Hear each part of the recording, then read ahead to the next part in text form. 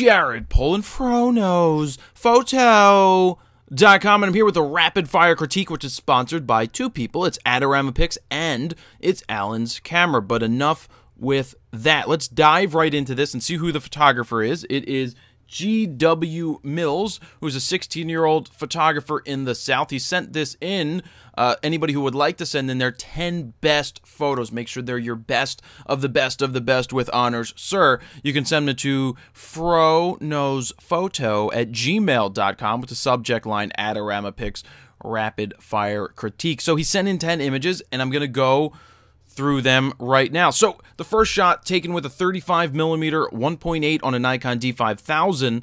You know what I liked? Let's go back and look at these numbers again, where he is shooting at. And let's see, ISO 1600. What I love right here is that he's not afraid to bump his ISO up and shoot at 1600 ISO. He got 1/320th of a second at f1.8. I may have gone to like f2.2 or 2.5, you know, so then you would end up with like a 1/60th or 1/25th of a second type shutter speed. But in that way, your focus, you wouldn't be so shallow. But here, obviously, he wanted to get the person out of focus and the candles being blown out in focus. This number 7 of the 17 is all that is in focus. I like the processing. I see why it probably had to go black and white because of the lack of light, and that's why he was bumped to 1600. But nice framing, nice composition, way to get down on the angle and way to get close to fill the frame. Let's go to the second shot. So Brad Paisley, I am not a country fan of country music, so nobody get upset here. I will say that this is a pretty lucky shot, and now it's not lucky because the photographer got lucky, it's just lucky because this flash went off in the background, which creates some interest in the photos. There's only so much you can do from the stands when you're shooting photos. You know, in this case, got lucky, flash went off in the background. Let's see what it was taken at. Just, I'm kind of interested to see something here. This time, 170 millimeters. The lens is down here somewhere, right? 18 to 200. Ooh, all right. Yeah, f9, oh boy, at a 60th of a second, probably using VR at 3200 with that camera, is pushing it a little far. This is why I'm not going to rip on and say that he shouldn't have an 18 to 200. But with the quality of work that he's putting out, and you're going to see in the 10 pictures here in his set, a 70 to 200 is going to take you a heck of a lot further than an 18 to 200 VR. That mega zoom range, when you've got to be at f9, well, usually out at 200 with that camera, you're probably around 6.3. That's just, you're losing so much light, and in turn, you're bumping your ISO, you're losing quality, you're getting slower shutter speeds. But anyway, nice job capturing this with what he had to capture with. So this is a untitled. I like this. Great framing, great composition. Threw the subject off to the left-hand side. You can see some of this purple fringing. I'm not a stickler for this, but I'm going to venture to say that it's the 18 to 200 zoomed all the way out. Yeah, it is the, well, I'll just double check. 18 to 200 zoomed all the way out. Yeah, so that's what's happening there. That's the type of thing that you lose the quality with. But for what he's shooting, there's nothing wrong with that to start out. You can always upgrade in the future as you take it further. But I like the composition. I like that he's using the rule of thirds to throw the subject off to the left-hand side of the frame, because if the subject was right in the middle, you would totally lose interest in this shot. It would be like, there's a piece of wood and there's a subject, there's a bird right in the middle. I think the bird has great hair. It's kind of like a comb over. It's going over. But yeah, great job with metering, because there's, you know, unless he cut the background out and pulled one over on me here, which I don't think happened, then it's a very nice job selecting the exposure right on the bird instead of the background, which would have caused the bird not to work. I don't think it's cut out. I don't know. Let me know if this is cut out, Mr. Mills. Let me know. All right, moving on. All right, so the final step, what I read about this on the photo, can I put up info here? I wish they let you show info here. Boom, boom, boom. Comment. No, I don't want to comment. I just want to show info. How do I show info? Well, anyway, it says it's his sister's prom dress. It's before she's moving away, and he's upset that she's moving away. So way to see a different angle. Way to go down a little bit and shoot the shoes. Obviously, shoes are very important to girls who are going to their prom. The color is pulled back. It's a split tone, it looks like, and it's just a nice job of seeing something a little different. So that's what it's all about, seeing the world a little different and not just taking the normal type shots, but showing the shoes was a great thing. I mean, you know, yeah, I'll get to this in a minute. So we have a self-portrait here. A little on the dark side. Needs a little bit more light there to portray, you know, just to get a little bit, you know, just a feel for the image. Maybe he was going for something a little dark. I believe he said that he's not, you know, a dark person and it doesn't represent him very well. So maybe he was just trying around. It looks like a lamp off to the side. So really, you know, what I would say here is pump a little more light in there when you're trying to do the self-portrait if you're trying to portray something a little brighter. But other than that, it's a nice job trying to make a self-portrait happen. You set it up on the tripod, you snap a shot, you try some lighting. There's nothing wrong with trying, so that's a good thing. Let's move on. So we have a street performing. I like this. Something that's throwing me off, though, is the background. I want to see what this is shot at, because I want to know if this is digitally manipulated later. No, it was shot at 1.8. So all right, good. Then that means that it's just being blown out, which is a good thing. So here we go. It's blown out, which is great. Great separation, great color. I love the fact. You know what? I want to look at it again. I should have looked at some more settings. ISO 1600. Love the fact that he's not afraid to shoot high. Shoot at higher ISOs. F1.8, we know how shallow that depth of field is, 1/50th of a second. Nice job hand holding to make sure everything stays in focus.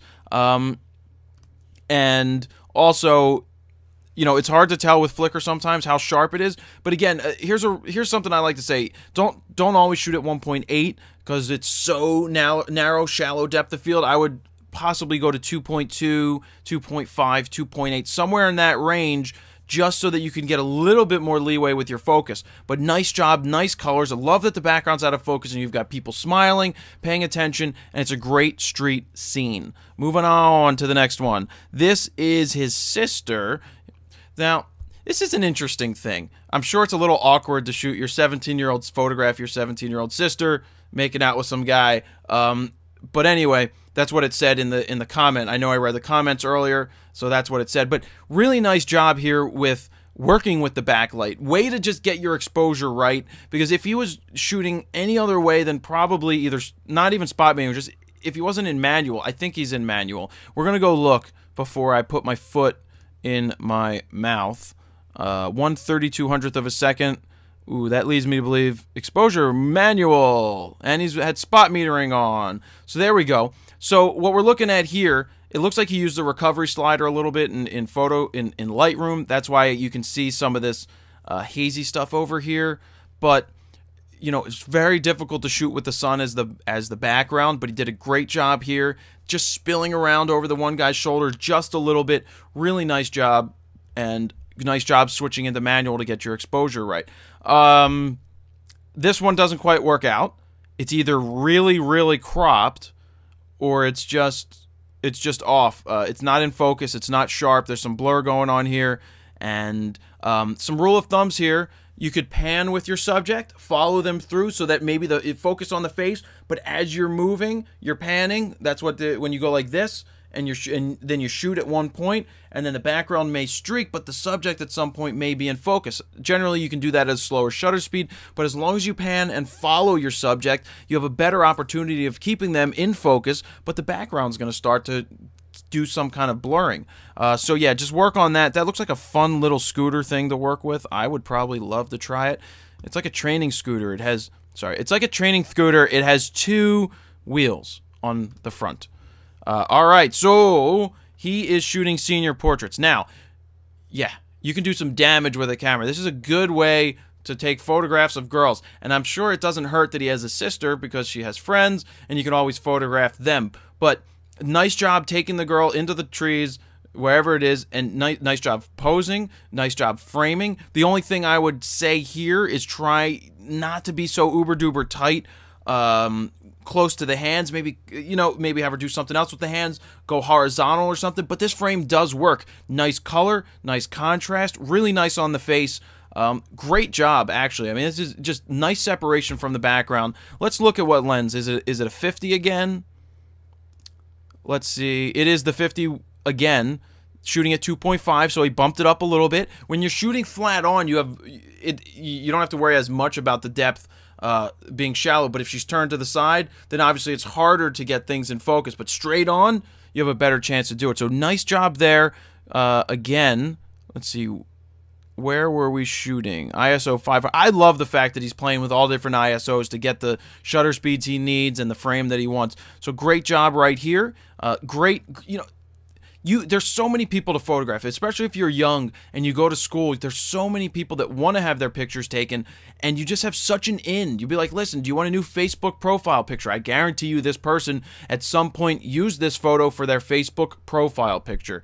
You know, so it's just like an instant in that, well, hey, maybe they have a father, you know, a parent or something that runs a business and sees the photo of their daughter and goes, you know, I really like what you did here. Could you come to my business and do the same thing? I don't care if you're 16. I don't care if you're 60. It's going to work like that. It's about your work. It's about putting it out there, and people are going to end up calling you for jobs. So great job right here.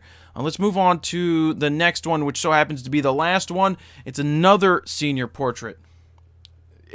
I'll tell you, I was shooting at 13, and I was like afraid of girls. I was afraid of yeah, I was terrible. I had friends, but it was just like so difficult to go up to a girl and be like, hey, can I take your picture? I was shooting sports. What I should have been doing is photographing the soccer girls, the volleyball girls, the bowling, well, not so much the bowling girls, the swimming girls because they're in swimsuits. Yeah, all of that stuff. That's what I should have been photographing in high school.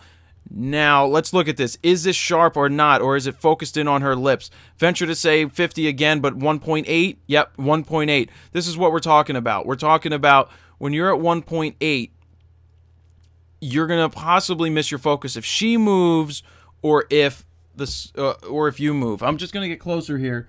It's so hard to tell here if this is in focus. Let me see if there is a full res version up here. Nope, the largest size is the 1024 by whatever. It looks like the mouth is in focus. You want to focus right here on the eyeball. That's why I would venture to say you probably didn't need to shoot at 1.8 outside. I'd put it up to at least 2.8. Get a little bit of range in here. I've been also going to 3.2 on occasions now, just to give myself a little bit of leeway, just a little bit more depth and a little bit more in focus. But you know, great posing. It's very difficult. I have trouble posing people. It's just not my major forte. I like to just capture and let people do what they do and then feel the moment and see it. But when you can create and pose, nice job right here. She looks great. It's a great photo. I like the color. I like the processing. And it's great that you're getting out there and doing these senior pictures. So keep it up. Great job. And anybody else out there, you can click on this link to... Well, on the post, you can see all of the photos they'll be running. I'll put up the slideshow if I can, so you can see all of the photos here and contact Grant. You can contact Grant if you have any questions for him or if you'd like him to take your pictures. But great job. If you want to submit your photos for a rapid-fire critique, send them to FroKnowsPhoto@gmail.com. So we will see you another time. Jared Poland, FroKnowsPhoto.com. See ya!